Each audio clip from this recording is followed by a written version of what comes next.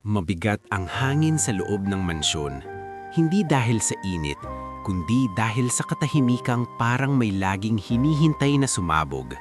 Sa kusina, kumakalansing ang mga kubyertos at kaldero, pero para kay Liana Mercado, ang tunog na yun ay parang orasan.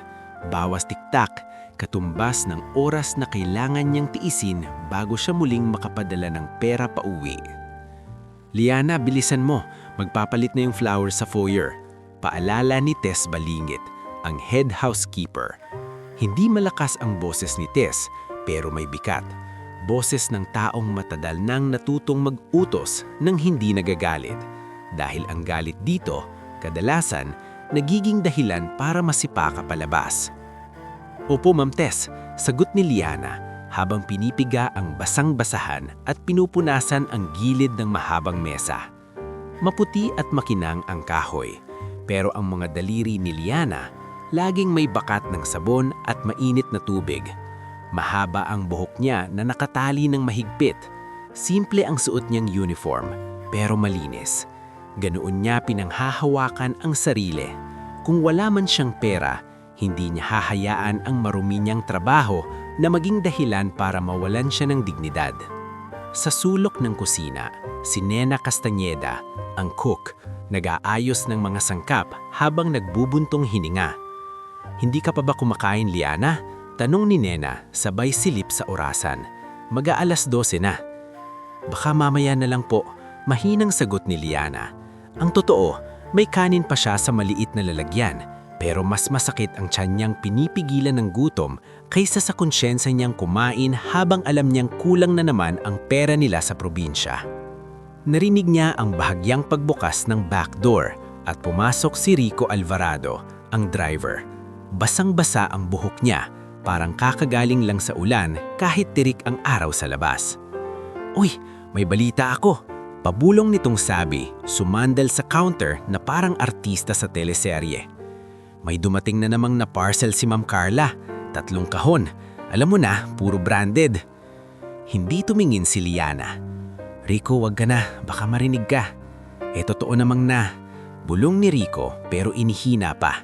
Tsaka, nagtanong si Ma'am Carla kung sino daw yung katulong na laging nasa hallway kapag late umuuwi si Sir Dario. Napahinto si Liana sa pagpunas. "Anong sinabi mo?" "Wala. Sabi ko, lahat naman tayo naglilinis." Ngumiti si Rico pero may bahid ng seryoso. "Pero ingat ka, ramdam kong may init yung mga mata nun." Hindi nakasagot si Liana. Sa totoo lang, hindi niya sinasadya ang laging nasa hallway. Madalas kasi sa gabi, kapag tahimik na ang mansyon at tulog na ang iba, sakalang siya nakakapagpahinga. Doon siya madalas napapaupo sa dulo ng hagdan, hawak ang lumang cellphone na halos hindi na makatanggap ng malinaw na signal.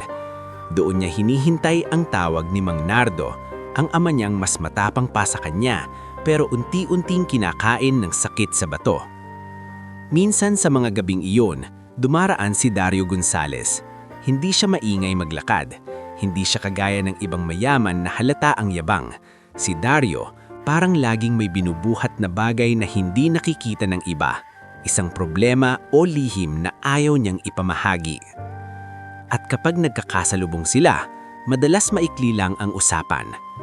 "Hindi ka pa natutulog?" Minsan niyang tanong. "Maglilinis pa po ako."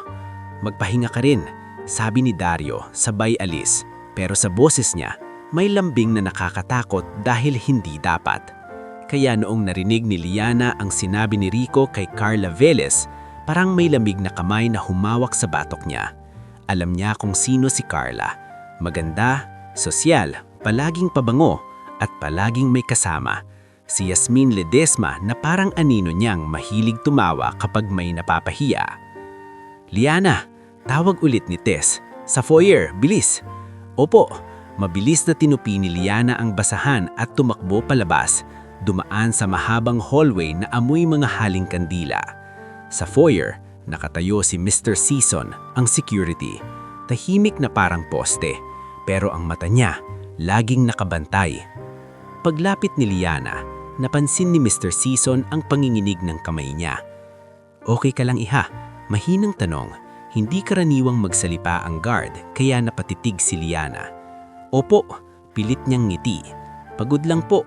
Tumanggo si Mr. Season, parang may gustong sabihin pero piniling itikom na lang ang bibig. Habang inaayos ni Liana ang vase ng bulaklak, bumukas ang malaking pinto. Pumasok si Carla, nakasuot ng puting blazer at heels na kumalakalabog sa marmol. Kasunod niya si Yasmin at si Paul Reyes, ang event planner na laging may hawak na clipboard kahit wala pang event. Ang lamig dito, reklamo ni Carla kahit naka-aircon. Tess, kailangan ko ng meeting room mamaya at pakisiguro walang kalat. Ayokong may amoy kusina sa paligid. Opo, Ma'am Carla. Sagot ni Tess, yumuko ng bahagya. Hindi napansin ni Carla si Liana sa una. Pero nang tumayo si Liana para magbigay daan, nagtagpo ang mga mata nila. Sa isang iglap, nag-iba ang ekspresyon ni Carla. Mula neutral, naging mapanuri. Ikaw, sabi ni Carla, dahan-dahan, parang nag-iisip. Ikaw yung bago? Hindi po, ma'am. Sagot ni Liana. Matagal na po ako dito. Matagal na? Singit ni Yasmin. Nakangising parang may alam. Bakit ngayon lang kita napansin? Hindi sumagot si Liana. Umayos siya ng tindig at umusog papalayo. Anong pangalan mo? Tanong ni Carla. Liana po. Liana, ulit ni Carla. Parang tinitikman ng salita. Okay. Tess, siguraduhin mong alam ng staff ang boundaries. May mga bisita kami minsan. Ayokong may nakakasagabal. Opo, mabilis na sagot ni Tess. Liana, balik ka na sa kusina.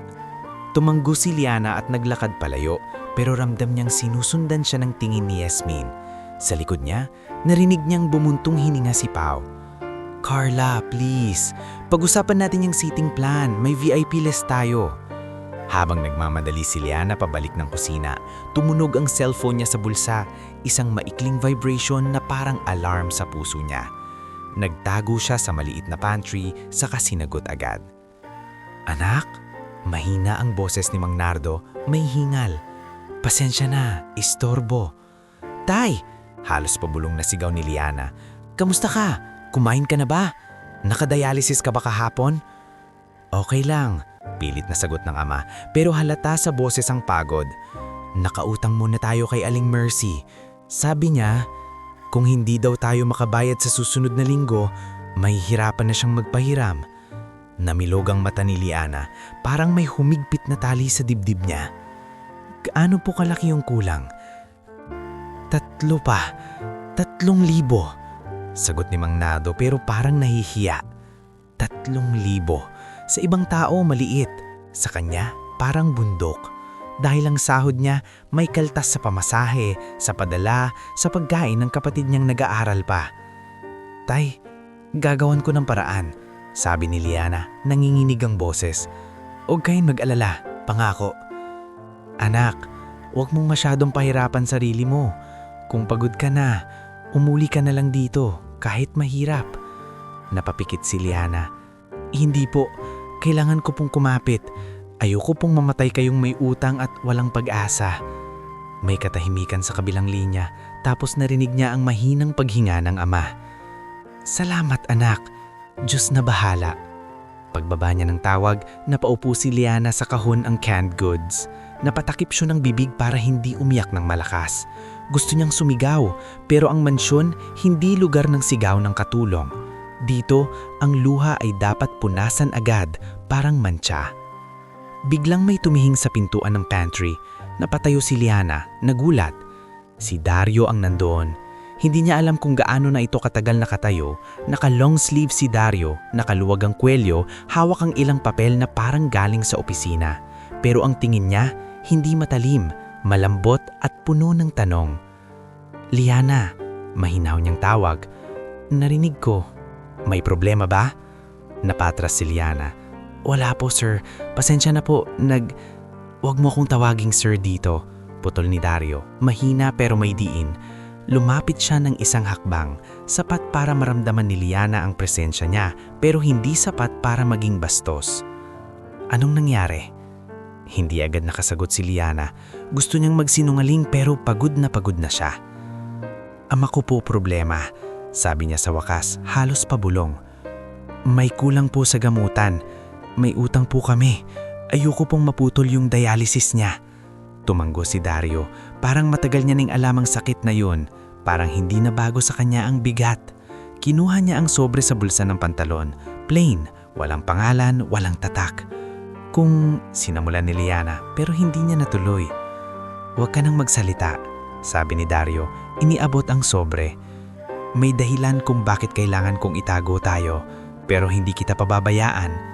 Napalunok si Liana. Nanginginig ang kamay niya habang tinatanggap ang sobre. Hindi pa niya binubuksan pero ramdam niya na hindi iyon basta-basta. Dario, mahina niyang sinabi. Unang beses niyang binanggit ang pangalan nito ng walang sir. Parang bawal pero lumabas. Napasinghap si Dario, parang tinamaan. Magpahinga ka, sabi niya, sabay lingon sa hallway. At kung may mangyari, kung may umaligid sa'yo, sabihin mo kay Tess o kay Season. Huwag mong akuin lahat. Bago pa makasagot si Liana, umalis na si Dario, dala ang mga papel at ang bigat ng mga lihim na hindi pa niya kayang ipaliwanag. Naiwan si Liana sa pantry, hawak ang sobre na parang lifeline. Sa labas, bumalik ang tunog ng mansyon. Mga hakbang, utos, kalansing ng pinggan. Pero sa loob niya, may isang bagay na unti-unting gumagalaw. Pag-asa na may halong takot. Dahil kung totoong may dahilan si Dario kung bakit kailangan nilang magtago, ibig sabihin may mga taong handaong manakit, lalong nang hindi nila kontrolado. At sa araw na yun, unang beses na naramdaman ni Liana may hindi lang pera ang kalaban niya. May mga mata na nakatingin na at unti-unting umiinit ang paligid. Hindi agad binuksan ni Liana ang sobre. Parang mas ligtas siyang huminga habang hawak lang niya ito. Parang kapag binuksan niya, magiging totoo na laman ng utang, ang pangangailangan at ang katotohanang hindi niya kayang mag-isa ang lahat. Umupo siya sa gilid ng maliit na mesa sa staff area, nakatalikod sa pintuan, at saka lang niya dahan-dahang sinilip ang loob. May laman nitong pera. Hindi niya binilang agad pero sapat na ang kapal para manginig ang lalamunan niya. Kasama nito, may maliit na papel na walang pirma, isang maikling sulat kamay. Para kay Mang Nardo, huwag kang matakot, hindi ka nag-iisa. Napapikit si Liana. Sa isang iglap, parang gusto niyang umiyak at tumawa sabay. Pero pinigilan niya. Dito sa mansyon, kahit kaligayahan, kailangan tahimik. Sa labas ng staff area, narinig niyang may nag-uusap sa hallway. Boses ni Rico, boses ni Tess, at boses ni Pao Reyes, ang event planner. Mabilis na itinago ni Liana ang sobre sa loob ng bag niya at lumabas na parang walang nangyari. Liana, tawag ni Tess, halatang nagmamadali. Kailangan ka ni Pao sa dining hall. Magbi-meeting sila ni Ma'am Carla tungkol sa event layout. Tumanggo si Liana, pilit na kalmado. Opo, Ma'am Tess. Sumunod siya papunta sa dining hall, isang napakalaking silid na may mahabang mesa, chandelier na kumikislap at mga kortina na parang pang-hotel. Nandoon si Pao, hawak niyang clipboard habang si Carla ay nakaupo sa upuan na parang trono. Katabi niya si Yasmin, nakakross ang legs, may hawak na iced coffee kahit hindi naman cafe ang bahay. Ah, ito yung Liana, sabi ni Pao parang nagche-check lang ng listahan. Ikaw yung assigned sa floor team? Opo, sagot ni Liana. Kailangan ko ng tao na mabilis kumilos at hindi makakalimot, sabi ni Pao diretso. Charity party to, may donors, may media, may local officials, walang pwedeng pumalpak. Sumingit si Yasmin nakangiti. Siguraduhin mo rin na hindi ka mababagsak ha, baka may madulas na tray, biglang may matapon, nakakahiya. Hindi sumagot si Liana. Tiningnan niya si Tess, pero si Tess ay nakayuko. Parang pinag-iingatan siya na hindi pwedeng magsalita. Pao, sabi ni Carla, nilalaro ang singsing sa daliri. Gusto ko ng seating arrangement na malinaw ang hierarchy. VIP dito, pamilya dito, staff. Tumigil siya at tumingin kay Liana. Staff dapat hindi nakikita. Naiintindihan? Opo, sagot ni Pao, parang normal lang yon. We'll keep them in service lanes. Tumanggo si Carla, saka tumayo at naglakad palapit sa mesa kung saan may nakalatag na blueprint ng event. At isang bagay pa, gusto ko na may sopas ang menu, comfort food para magmukhang warm ang image ng charity. Napaangat ang kilay ni Nena na cook na nakatayo sa gilid pero hindi siya sumalita. Alam ni Nena ang tingin ni Liana. Ang sopas, simpleng pagkain, pero kapag event, nagiging komplikado. Maraming lalagyan, maraming plating, maraming chance magkamali. Ma'am Carla, maingat na sabi ni Nena, kung sopas po kailangan natin ng extra burners at... Gawin mo, putol ni Carla, malamig ang boses. Napatingin si Liana kay Nena. Bahagyang ngumiti si Liana parang nagsasabing, kaya natin. Pero ang mata ni Nena, halatang takot at pagod. Pagkatapos ng meeting, mabilis na kumalat ang utos sa buong mansyon. Nagdoble ang trabaho, polishing ng silverware, pagre-rearrange ng furniture, pagdadala ng mga upuan mula sa storage at pag-aayos ng mga bulaklak. Sa bawat araw na lumilipas, mas lumalaki ang plano ni Carla, mas dumadami ang bisita at mas humihigpit ang kontrol niya sa lahat. Parang gusto niyang patunayan sa mundo na siya ang may hawak ng mansyon kahit hindi naman kanya. Sa gabi, nang tahimik na ang lahat, bumalik si Liana sa hallway kung saan siya madalas umupo. Hawak niya ang cellphone at may bagong text mula sa probinsya. Anak, nakabayad na tayo kay Aling Mercy. Salamat. Kumain ka ha? Huwag kang magpapakapagod. Napaangat ang gilid ng labi ni Liana. Gusto niyang sumugot agad, pero bago niya magawa, may dumaan na yabag. Si Dario. Napatayo si Liana, natural na reflex, parang nahuli. Hindi mo na kailangang tumayo kapag ako ang dumadaan, sabi ni Dario, mahina pero may lambing. Sagot ni Liana, tapos agad niyang kinagat ang labi. Ay, pasensya. Ngumiti si Dario, saglit lang. Okay lang. Tumingin siya sa cellphone niya, tapos sa mukha ni Liana. Kamusta si Mang Nardo? Okay na po, sagot ni Liana. Nakautang po muna kami pero nabayaran na. Tumanggo si Dario, parang may nabunutan si dibdib. Mabuti. May sandaling katahimikan. Sa malayo, narinig ang tunog ng mga kuliglig sa hardin. Sa loob ng mansyon, amoy wax at mamahaling pabango. Pero sa pagitan nila, may simpleng totoo. Takot at pag-asa. Liana, biglang sabi ni Dario, mas seryoso. May mga mata dito na hindi ko mapipigilan sa lahat ng oras. Kung may magsabi sa iyo ng kahit ano, huwag mong sarilingin. Napalunok si Liana. May problema po ba? Tumingin si Dario sa dulo ng hallway, parang sinisiguradong walang nakikinig. May mga taong iniisip na ang buhay ay laro lang ng kapangyarihan. At kapag hindi nila makuha ang gusto nila, gagawa sila ng paraan. Si Ma'am Carla po ba? Maingat na tanong ni Liana, kahit barang bawal. Hindi sumagot agad si Dario, pero ang mata niya ang sumagot. Mag-ingat ka, sabi na lang niya, saka lumakad palayo. Kinabukasan, mas lumala ang tensyon. Sa kusina, habang naghihiwa si Nena ng carrots, lumapit si Yasmin na parang walang pakialam. Tinapik niya ang counter, saka tumingin sa paligid. Nena, sabi niya, malambing pero may lason. Ang dami niyong ginagawa para sa charity party ha? Sana worth it. Opo, sagot ni Nena, pilit ng ngiti. Tumingin si Yasmin kay Liana na nag-aayos ng trays. Liana, ikaw, matagal ka na dito no? Close ka ba kay Sir Dario? Napahanto si Liana, pero mabilis niyang binalik ang kilos. Hindi po. Hindi? Umusog si Yasmin palapit, parang nanghuhuli. Bakit parang lagi kang nasa paligid kapag late siyang umuwi? Nakita kita minsan sa hallway. Ramdam ni Liana ang lamig sa likod niya.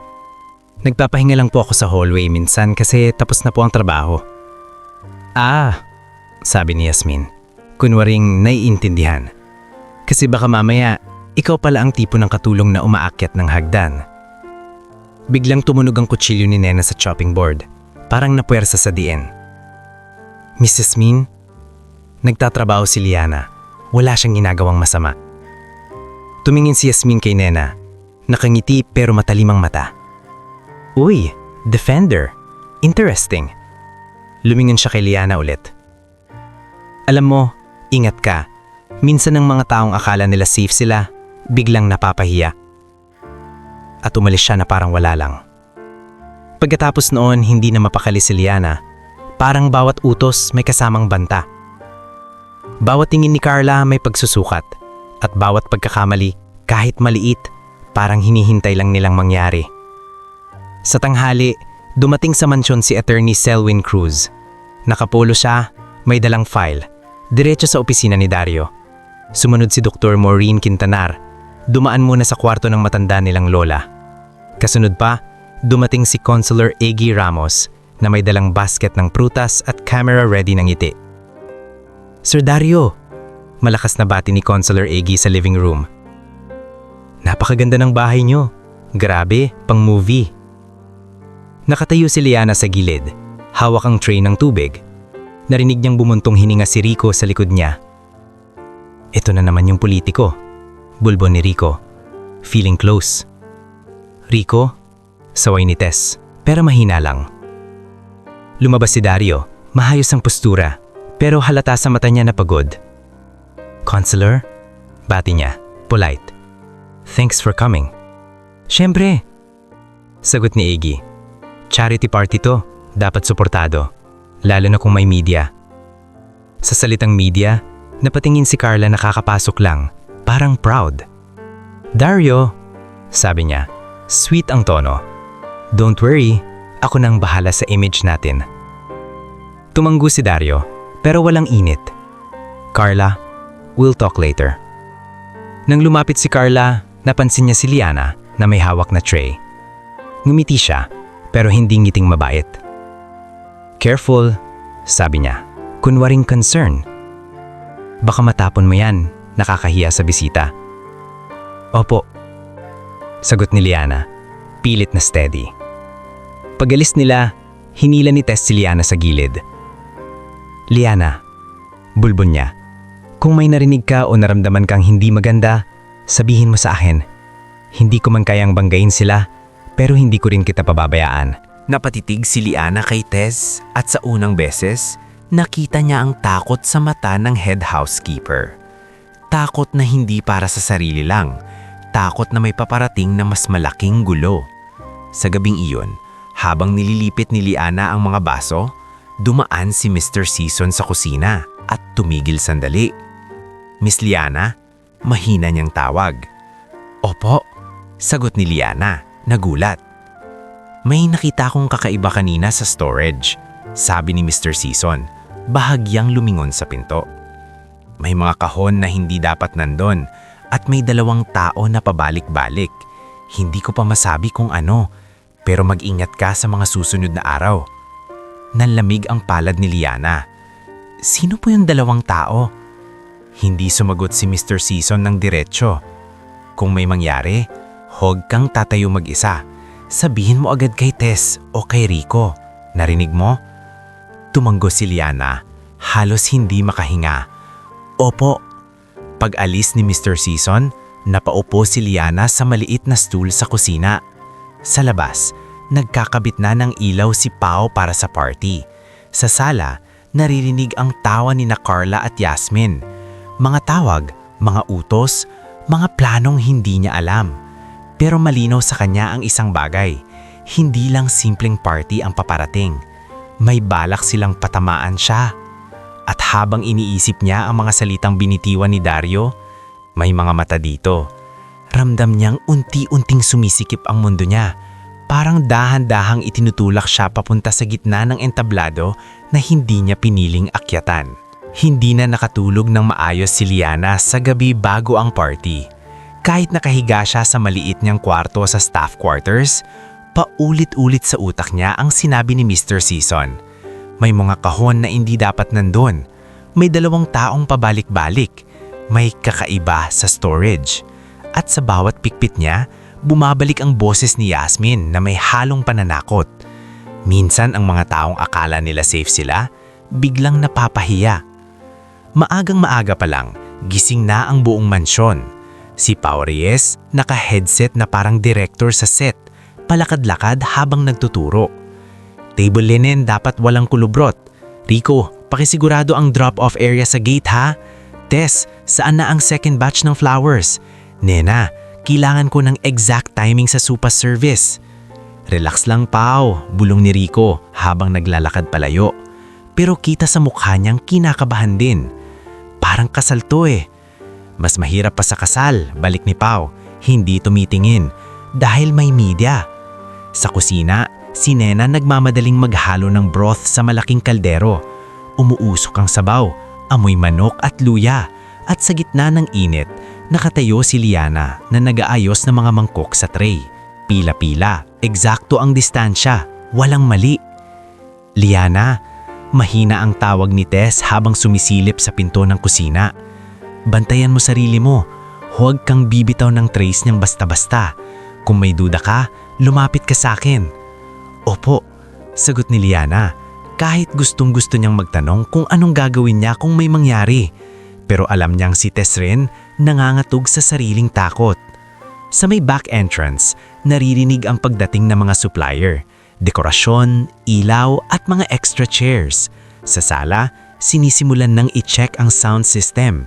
Naka-standby na rin ang dalawang vlogger, sina Cheska Razon at Bren Villarreal. Bit-bit ang kamera, handang kumuha ng behind the scenes ng charity party ng mga Gonzales. Guys, narinig yung boses ni Cheska sa hallway. This is so aesthetic. Grabe, parang movie set. Wait, show them the chandelier. Si Liana ay hindi nakatingin, pero ramdam niya ang bigat ng mga mata ng mga taong sanay tumingin sa lahat bilang content. Sa simpleng pagkilos ng isang katulong, may pwedeng gumawa ng kwento. Bandang hapon, nagsimulang dumating ang mga bisita. Una, si Councilor Iggy Ramos, nakabarong, may ngiting pang kampanya. Kasunod ang ilang business partners, sina Gavin Yu at Maribel Tiu, mga taong tahimik ngumiti pero halatang sanay sa mataas na usapan. Dumating din si Attorney Selwyn Cruz, may hawak na file na parang may ibang ahenda. At Doktora Maureen Quintanar, dumaan muna sa lola ng Gonzales bago bumunta sa garden area. Maya-maya, pumasok si Tita Rowena Gonzales, isang matarayang nakamag-anak na laging may komento parang kutsilyo. Dario, nasaan? Tanong niya kay Tess, hindi man lang tumitingin sa ibang tao. Bakit parang ang daming nagliliparan na staff dito? Ang gulo! Opo, Ma'am Rowena, sagot ni Tess, pilit na magalang. Inaayos lang po namin ang flu. Ayusin nyo, sabi ni Tita Rowena. Ayokong may nakakasagabal sa mga bisita, nakakahiya. Si Liana, sa gilid, nakadikit sa pader habang may bitbit na tray ng tubig, napayuko na lang. Hindi na bago ang ganitong salita, pero iba ang bigat kapag galing sa taong parang pinanganak na may karapatang manakit. Pagdating ng gabi, nagbukas ang party ng parang programa. May MC, may speech, may soft music at may mga ilaw sa hardin na kumikislap na parang bituin. Sa gitna ng lahat, nakatayo si Carla Velez, mukhang reyna. Nakasuot ng eleganteng gown, may hawak na mic para sa maikling welcome remarks. Thank you for coming, sabi ni Carla. Sweet ang boses. Tonight is about giving back, about warmth, compassion. Sa salitang warmth, napatingin siya sa kusina side at sa isang iglap, nagtagpo ang mata nila ni Liana. Ngumiti si Carla, ngiting parang may alam na masama. Sa likod ni Carla, nakatayo si Yasmin, nakangisi habang nagte-text sa phone. Katabi niya si Pao na nagfo-focus sa timing. Sa may gilid, nakita ni Liana si Dario. Hindi siya nakaharap sa crowd lang, parang binabantayan niya ang paligid. Tumama ang paningin niya kay Liana at bahagya itong tumanggo. Isang simpleng senyas na parang nagsasabing, nandito lang ako. Mabilis ang tibok ng puso ni Liana. Pagkatapos ng opening remarks, dumiretso na sa dinner service. At doon nagsimula ang pinaka-critical na bahagi ng trabaho nila, ang supas. Okay, utos ni Pao sa kusina. Supas on my count. Liana, ikaw ang lead sa VIP table. You carry the first tray. Nena, second batch ready. Tess, assign runners. Nanlamig ang batok ni Liana. VIP table. Ibig sabihin, doon nakaupo sina Carla, Dario, Tita Rowena, Gavin, Maribel, Councilor Iggy at ilang donors. Doon nakatutok ang mga kamera ni Cheska at Bren. Pau, mahina sanang sabi ni Tess, parang gusto niyang palitan si Liana. Pero tinignan siya ni Carla mula sa dining area. Isang tingin lang at tumigil si Tess, parang nasakla. Go! Utos ni Pau, mabilis. Now! Kinuha ni Liana ang malaking tray. Mabigat ito, mainit ang mga mangkok at kailangan steady ang lakad. Habang palabas siya ng kusina, nakita niya sa gilid si Mr. Season sa may pinto ng storage. Nakatingin sa kanya, seryoso. Parang gustong magsalita si Mr. Season pero huli na. Nakalabas na si Liana. Naglakad siya sa pagitan ng mga bisita. Naririnig niya ang mga pag-uusap. Ang ganda ng event, sabi ni Maribel. Dario's really stepping up, sagot ni Gavin. Counselor, picture tayo, tawa ni Iggy. Sa bawat hakbang ni Liana, pinipilit niyang huwag tumingin sa mga mata. Focus lang sa tray, focus lang sa mangkok. Paglapit niya sa VIP table, naramdaman niyang may mga kamera na nakatutok. Si Cheska naka-zoom in. Guys, they're serving the soup. Bulong ni Cheska sa kamera. So classy. Lumapit si Liana kay Carla muna dahil yun ang nasa dulo ng tebla. Dahan-dahan niyang inilapag ang mangkok sa harap ni Carla. Thank you, sabi ni Carla pero hindi ito tumingin. Tapos bago pa makaalis si Liana, biglang narinig ang malakas na tili. Oh my God! Boses ni Cheska. Napatigil ang lahat. May ipis! Sigaw ni Cheska. Napaatras habang hawak ang kamera. Ew! Look at that! Biglang tumingin ang mga bisita sa mesa. May nagbubulbusan, may natatawa, may natigilan. Si Cheska halatang nagulat pero hindi niya napigilang iangat ang phone. Parang gusto ring kunan. Kadiri! Singikit ng isang bisita. Ano yan? Sigaw ng isa pa. Si Liana parang binagsakan ng bato sa dibdib. Nanlamig ang buong katawan niya. Ang tray sa kamay niya biglang bumigat na parang bakal. Napatingin siya sa mangkok na katabi ng tray at doon niya nakita sa gilid ng supas isang itim na baging na gumagalaw. Lumulutang. Ipis. Nanginig ang paningin niya. Hindi po. Mahinang nasabi pero nalunod ang boses niya sa ingay. Si Tita Rowena tumayo agad. Ano to? Sigaw niya. Nakatingin kay Liana na parang may sala na agad. Bakit ganyan ang katulong nyo? Nakakahiya sa harap ng mga donors. May tumawa sa kabilang side. Supas with extra protein. Birong mayabang. Liana, namlambot ang tuhod. Ramdam niyang miinit ang pisngi niya sa hiya. Hiyang hindi naman kasalanan. Gusto niyang magsalita, magsabing wala siyang ginawa, pero parang walang lumalabas sa bibig niya. Si Carla, kunwaring gulat, tinakpan ang bibig. Oh no, Dario, that's disgusting. At si Yasmin, nakatingin lang, nakangiti ng bahagya, parang nanunood ng planong natupad. Sa loob ng ilang segundo, parang naging eksena ang buhay ni Liana. Lahat ng mata nasa kanya, kahit hindi siya ang gumawa. Parang siya ang dumi sa gitna ng malinis na party. At doon biglang tumayo si Dario. Hindi siya sumigaw agad. Una, tumayo lang siya. Matigas ang panga. Mata niyang nagliliyab. Tumingin siya kay Liana. Nakita niya ang panginginig nito. Ang halos luha sa mata. Ang pagkawasak. Tapos, parang pumutok ang hangin sa loob ng dining hall. Sumigaw si Dario. Boses na umaling-awang sa buong mansyon. Tigilan niyo ang asawa ko! Parang may nagpatay ng tunog. Pati ang musika parang biglang tumigil. O baka sa utak lang ni Liana. Natahimik ang mga bisita. Ang ibang nakatayo, napaupo. Ang iba napahawak sa baso. Si Tita Rowena nanigas. Asawa? Halos pabulong na ulit ni Maribel. Shocked. Wait, what? Gulat ni Gavin. Si Counselor Iggy napanganga. Sir Dario? Si Carla namutla. Dario, what are you saying? Si Liana hindi makagalaw. Parang lumubog ang paligid at siya lang ang naiwan sa gitna ng ilaw. Asawa, sinabi niya iyon sa harap ng lahat. Hindi pa nakaka-recover ang mga tao nang biglang lumapit si Mr. Season mula sa gilid. May hawak siyang tablet. Kasunod niya si Rico, hawak ang isang maliit na USB. Halatang nagpupumiglas ang dibdib sa kaba. Sir, sabi ni Mr. Season, diretso kay Dario. May pinakita po sa akin si Rico, galing sa camera sa may storage hallway. Napatitig si Dario sa screen. Tapos, iniangat niya ang tablet para makita ng mga tao sa table. Hindi man buong cloud, pero sapat na ang nasa harap. Sa video, kitang-kita ang kusina side. Kitang-kita ang tray na inihahanda. Kitang-kita ang kamay na lamapit, hindi kay Liana, kundi kay Yasmin Ledesma. Suot ang brasletang madaling makilala. Kitang-kita kung paano niya binuksan ang maliit na lalagyan at inihulog ang ipis sa tray. Sabay lingon sa paligid, parang siguradong walang nakakita. At sa sulok ng frame, may aniw. Si Carla, nakatayo sa pinto, parang nagbabantay. Isang malakas na hingal ang kumalat sa table. Yasmin! Mahina ngunit matalim na sabi ni Dario. Hindi sumisigaw ngayon, mas nakakatakot ang pagiging tahimik niya. Nagliyab ang mukha ni Yasmin. Dario, hindi. Huwag kang magsinungaling, putol ni Dario. Si Carla, naninginig ang kamay, pilit na numiti. Love, I don't know what that is. Baka edited. Enough, sabi ni Dario. Isang salita lang pero parang nag-iba ang bigat ng hangin. Tumingin siya sa mga bisita.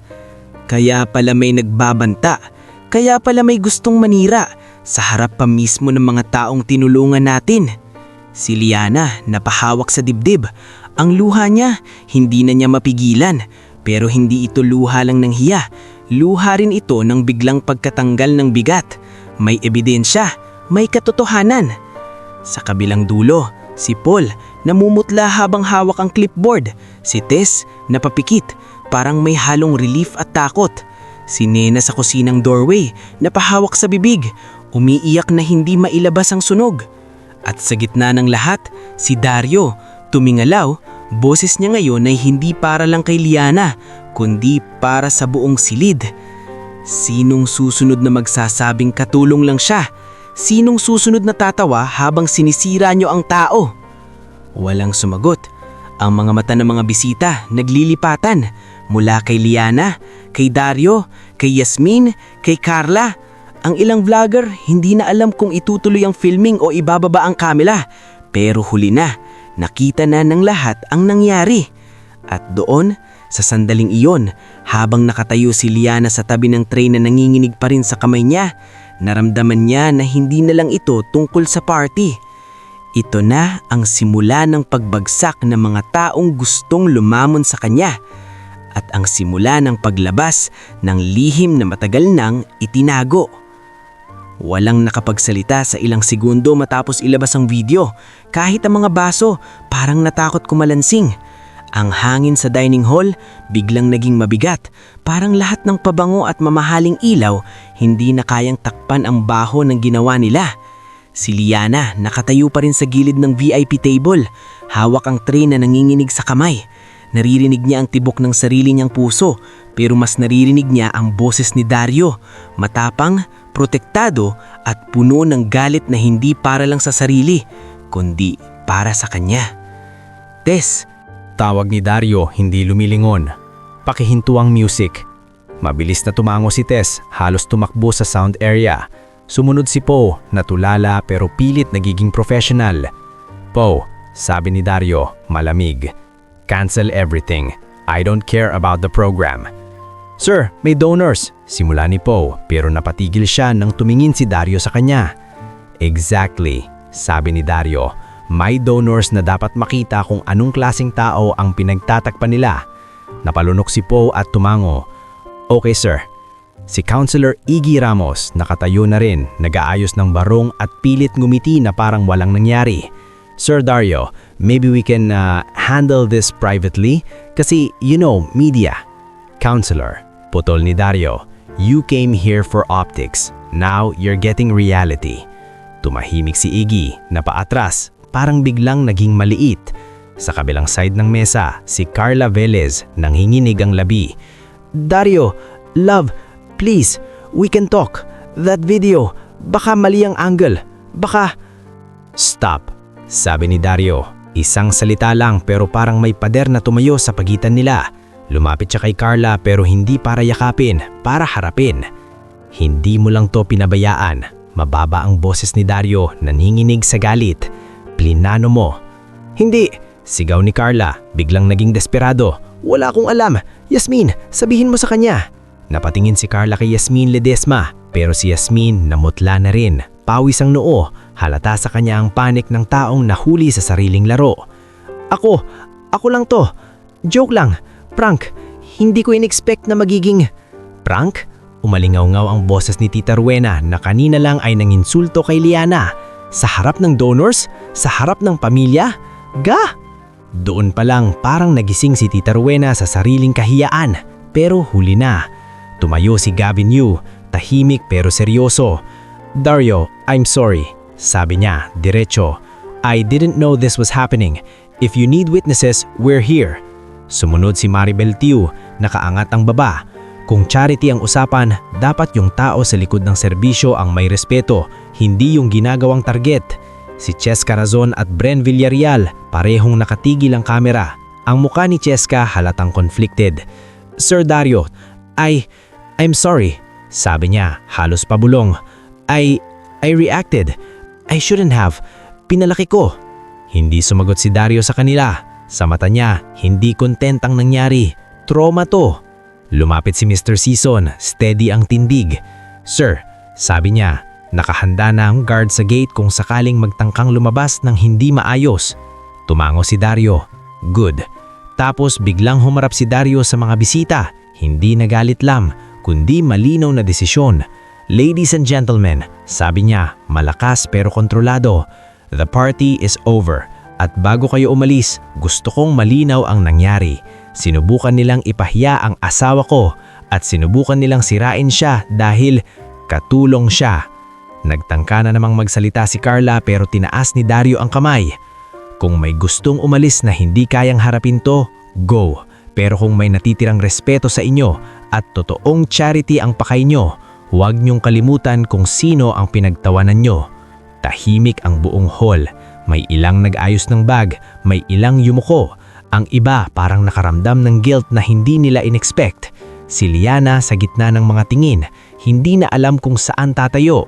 Hindi niya kayang tignan ang lahat. Ang pinakagusto niyang gawin ay tumakbo pabalik sa kusina at magtago. Pero biglang naramdaman niya ang kamay ni Dario sa siko niya.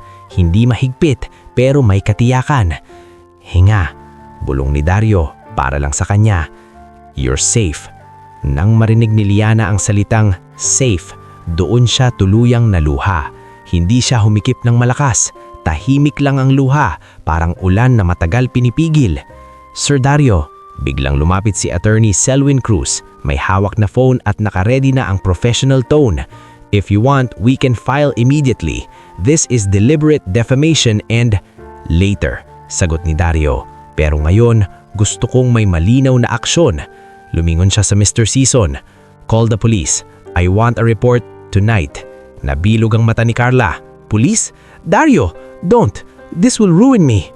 Ruin you? Ulit ni Dario, halos tumawa pero walang saya. You tried to ruin my wife in front of everyone. You're worried about reputation? Tumakbo si Carla palapit sa kanya, parang desperado.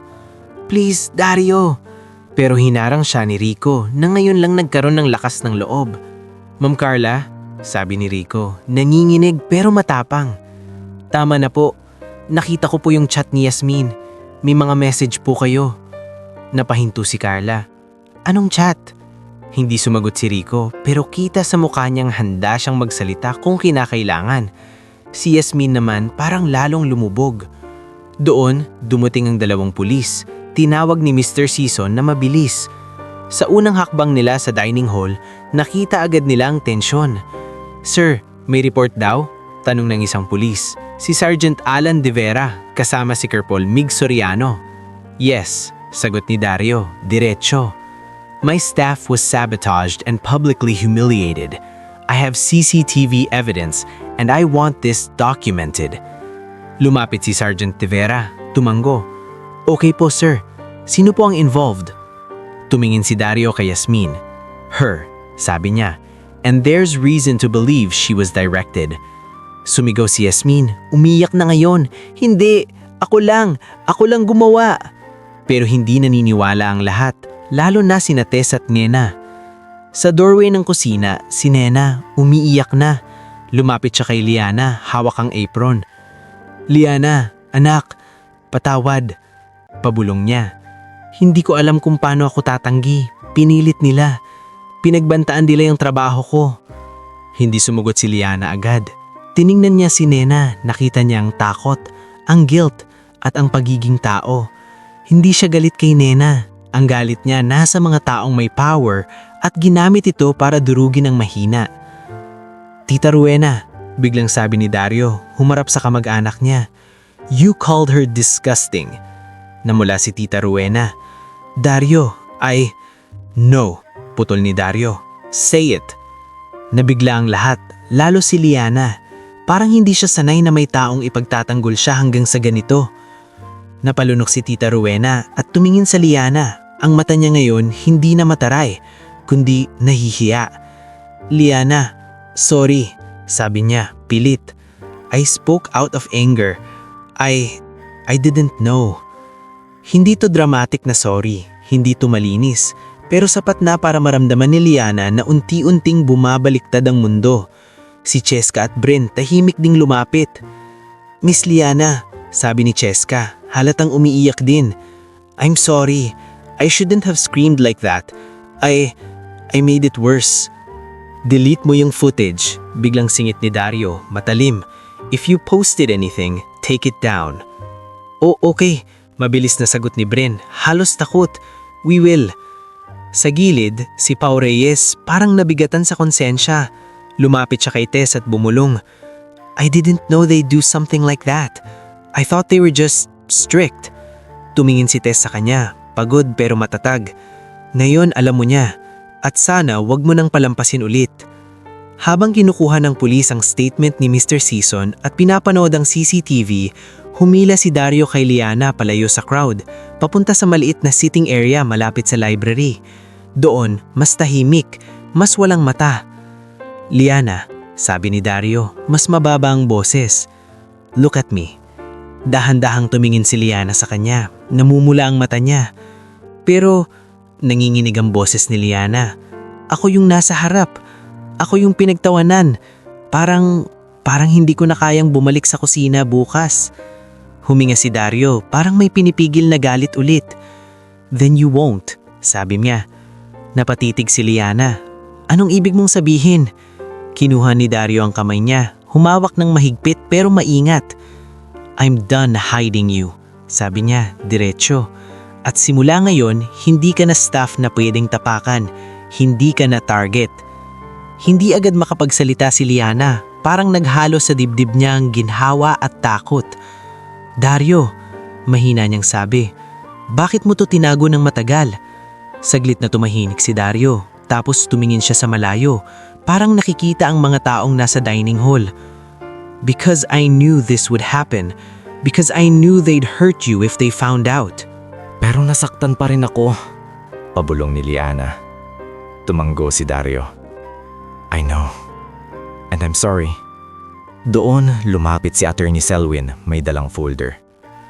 Sir Dario, sabi niya, maayos. Nakaredy na yung documents if you want to formalize publicly your marriage status and your authority over the estate matters, we can do it now. At para rin malinaw sa mga tao dito kung sino si Liana. Humikpit ang hawak ni Dario sa kamay ni Liana. Do it, sabi niya. Napatitig si Liana. Ngayon? Ngayong gabi, sagot ni Dario, matatag. Kasi kung hihintayin pa natin bukas, may gagawa na naman ng kwento. I want you protected now. Sa labas ng sitting area, narinig nilang may kaguluhan. Si Carla, pinipigilan ng pulis habang umiiyak, at si Yasmin halatang nanginginig habang kinakausap ng pulis. Dario! Sigaw ni Carla mula sa malayo. Please! I love you! Don't do this! Pero hindi na lumingon si Dario. Hawak niya ang kamay ni Liana. At sa unang beses sa gabing yon, naramdaman ni Liana na hindi siya mag-isa sa gitna ng mga taong handang manira. At habang sinisimula ni Attorney Selwyn ang pag-aayos ng mga papeles sa maliit na mesa sa library, unti-unting lumilinaw ang isang bagong realidad. Tapos na ang araw ng pagtatago. Tapos na rin ang araw na pwedeng pagtawanan si Liana ng walang kapalit. Hindi na bumalik sa dati ang mansyon matapos ang gabing iyon. Parang may nabasag na salamin. Kahit linisin mo, may mga pirasong hindi na maibabalik sa dating ayos. Kinabukasan, ang dining hall na dati punong-puno ng tawa at mamahaling usapan, naging tahimik na parang simbahan. Nawala ang mga dekorasyong pinakabit ni Po, tinanggal ang mga ilaw sa hardin, at ang natitirang amoy ng parbango ay humalo sa amoy ng katotohanang hindi na kayang takpan. Si Liana, hindi niya alam kung paano siya babangon sa umaga na hindi katulong ang tingin sa kanya ng lahat. Hindi rin niya alam kung paano niya haharapin ang mga taong nakita siyang mapahiya, at ngayong alam nilang asawa siya, hindi niya alam kung mas luluwag ba o masihigpit ang mundo sa paligid niya. Nasa library siya ng umagang iyon. Nakaupo sa sofa, hawak ng tasa ng mainit na tsaa na ibinigay ni Tess. Sa tabi niya, si Dario, nakatayo, kausap sa phone si Attorney Selwyn. "Okay, Selwyn," sabi ni Dario, kontrolado pero matalim. "I want the public record ready, and I want the foundation documents updated. Liana's role will be official, no more assistant lang sa papel." "Opo, Dario," sagot ni Attorney Selwyn sa kabilang linya. "I'll have Clarice Medina coordinate with your finance team. She's clean, detail-oriented. We'll make sure everything is documented." Bumaba si Dario ng phone at tumingin kay Liana. "Kumain ka na?" tanong niya. Parang normal na tanong pero puno ng pag-aalaga. "Hindi pa," sagot ni Liana, mahina. "Hindi ko pa kaya." Lumapit si Dario at naupo sa armchair sa tapat niya. "Hindi mo kailangan maging matapang ngayon. Just breathe." Napangiti si Liana, pero mabilis ding nawala. "Dario, ano nang mangyayari kay Carla at Yasmin?" "Yasmin has a police report, at si Carla, hindi na siya babalik dito." Parang sinaksak ang hangin sa pagitan nila. Hindi dahil mahal ni Liana si Carla, hindi. Pero alam niyang kapag may taong pinalayas, may kasunod na gulo. Kwento, paninira, pagbabalik. Parang nabasa ng iniisip niya si Dario. "I know what you're thinking. She'll try to twist the story, kaya nga we're doing this properly." Maya-maya, kumatok si Mr. Season sa pintuan ng library. "Sir Dario," sabi niya, maingat. "Nandito sa gate po si Ma'am Carla. Umiiyak, may dala pong maleta, gusto ko yung makausap." Napapikit si Dario, parang napagod bigla. "Tell her no."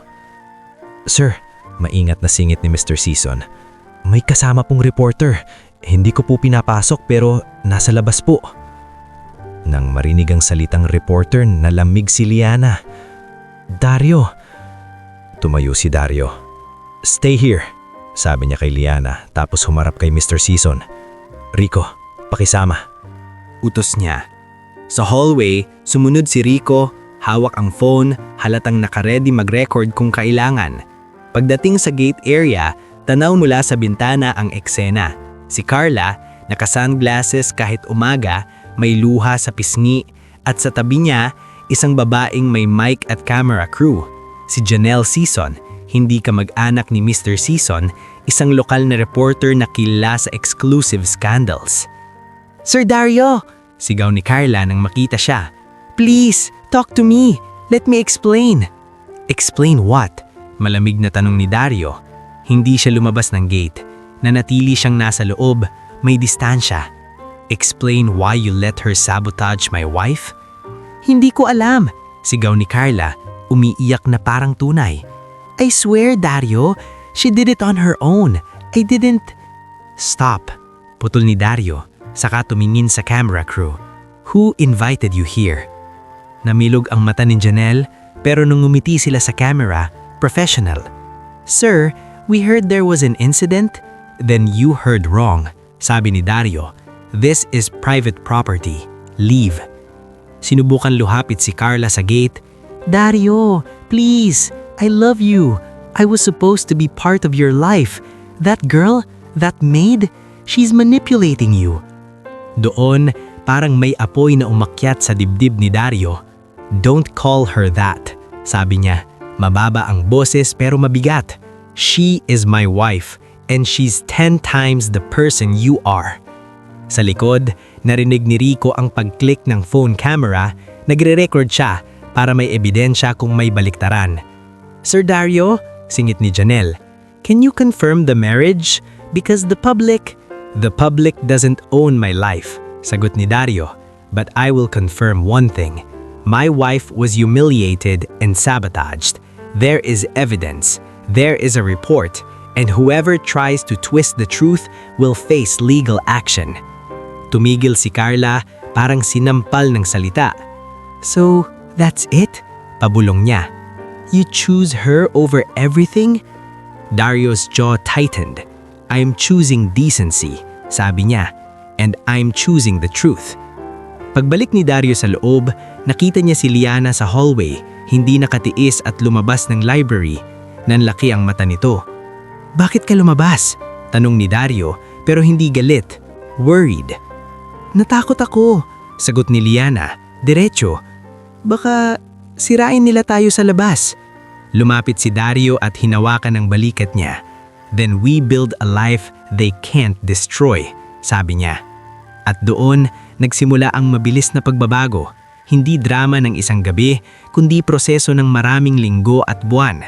Una, binuo ni Dario ang isang staff meeting. Unang beses sa kasaysayan ng mansyon na pinaupo ang lahat sa dining hall bilang magkakapantay, hindi bilang amo at utusan. Nandoon sina Tess, Rico, Nena, Mr. Season, pati ang mga janitor na hindi madalas napapangsin, kasama sina Jomar Valdez at Eli Navarro. Narinig niyo ang nangyari at nakita niyo kung gaano kadaling gawing target ang taong walang power. Ayoko nang maulit yon. Tahimik ang lahat. Si Liana, nakaupo sa gilid, nanginginig pa rin ang loob. From today, may new policies tayo. Clear working hours, overtime pay, written contracts, at kung may manglaapi sa kahit sino, staff man o bisita, lalabas sila sa bahay na to. Tumingin siya kay Liana, at si Liana will be part of the foundation operations. Hindi siya taga-serbisyo lang. She will coordinate staff support programs. Napasinghap si Nena, si Tess, napaluha, si Rico, napangiti na parang proud. Sir, mahina si Tess. Salamat po. Hindi nagtapos doon. Sa mga sumunod na buwan, pumasok sa foundation ng bagong finance officer na si Clarice Medina. Seryoso, maayos kausap at walang arte. Ma'am Liana, sabi ni Clarice sa unang meeting nila, nakaupo sila sa maliit na conference room kasama sina Gavin at Maribel sa video call. Na-review ko yung budget. We can allocate a portion to a dialysis assistance program if we partner with a provincial clinic. Napatitig si Liana sa spreadsheet. Parang biglang nagbukas ang mundo. Dati, siya ang nanghihingi ng tulong. Ngayon, siya ang may pagkakataong magbigay. Pwede, sagot ni Liana. Nanginginig ang boses pero matatag. Alam ko po kung gaano kasakit kapag napuputol ang gamutan. Ayoko nang may ibang pamilya na maranasan yon. Sa video call, tumango si Maribel. We can sponsor machines, sabi niya. But we need transparency. Kaya natin yan, sagot ni Gavin. Dario's name carries weight, but Liana's story carries heart. Hindi alam ni Liana kung matutuwa siya o maiiyak. Sa dulo, napangiti na lang siya, tahimik. Pagkalipas ng 2 taon, hindi na mansyon ang sentro ng buhay ni Liana, kundi ang community center sa probinsya niya. Doon, may maliit na program na tinawag nilang Mercy Days. Hindi dahil kay Aling Mercy lang, kundi dahil sa konsepto ng habag. Nakikipag-coordinate siya kay Kapitan Lito Serrano at sa provincial clinic, kausap niya ang mga nurse at social workers. Nandito po kami para tumulong, sabi ni Liana sa isang nanay na umiiyak dahil walang panggamot. Hindi ko man mababago ang lahat, pero sisiguraduhin kong hindi kayo nag-iisa. Sa likod niya, nandoon si Dario, nakasuot ng simpleng polo, hindi halatang milyonaryo, pero hawak ang mga papeles at nag-a-assist. Sa gilid, si Tess na ngayon ay Head of Operations sa Staff Welfare Program, si Rico na tumutulong sa logistics at si Nena na nagvo-volunteer para magluto tuwing feeding. Isang araw, may barangay mediation sa munisipyo. Dumating si Yasmin, mas payat, wala na ang dating yabang. Sa harap ni Kapitan Lito, nakayuko siya. Liana, sabi ni Yasmin, nanginginig. Sorry, ginawa ko yon dahil inggit. Akala ko nakakatuwa. Hindi ko naisip na sisirain ko buhay mo. Tahimik si Liana. Hindi siya ngumiti. Hindi rin siya nagsigaw. Tumingin lang siya. At sa tinging iyon, may bigat ng taon ng pagtitiis. Hindi mo sinira buhay ko, sagot ni Liana, mahinahon. Sinubukan mo, pero hindi mo nagawa. Ang sinira mo, sarili mo. Paglabas niya ng munisipyo, may nakita siyang pamilyar na mukha. Si Cheska Razon, hawak ang maliit na bag, parang nahihiya. Liana, sabi ni Cheska, I came to donate. I changed my content. I don't do humiliation videos anymore. Tumingin si Liana sa kanya, saka tumango. Kung totoo yan, good, sagot niya. Kasi may mga taong nasasaktan sa mga sigaw na akala niyo, content lang. Sa gabi, sa community center, may maliit na event ulit. Hindi tulad ng mansion party, walang chandelier, walang mamahaling wine, may simple lang na ilaw, may mga upuan at may kahon ng donasyon. Nandoon ang mga dating nanlait, may ilang donors na nahihiya, may ilang politiko na tahimik na lang, at kahit si Councilor Iggy na ngayon, hindi na maingay. Lumapit si Dario kay Liana habang nagsasara ang programa. Naalala mo yung sopas? Tanong niya, mahina.